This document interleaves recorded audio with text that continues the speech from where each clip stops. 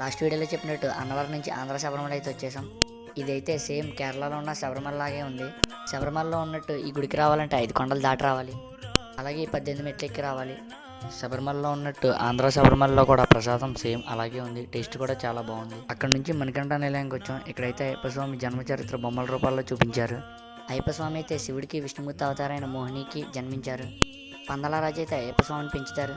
ఆ తర్వాత గురువు దగ్గర విద్యలన్నీ నేర్చుకున్నాక తల్లి బాధ చూడలేక పులిపాలు తీసుకురావడానికైతే అడవికి బయలుదేరతాడు. పులిపాల కోసం బయలుదేరాక మార్గమధ్యంలో మహిషి అనే రాక్షసుని చంపుతారు.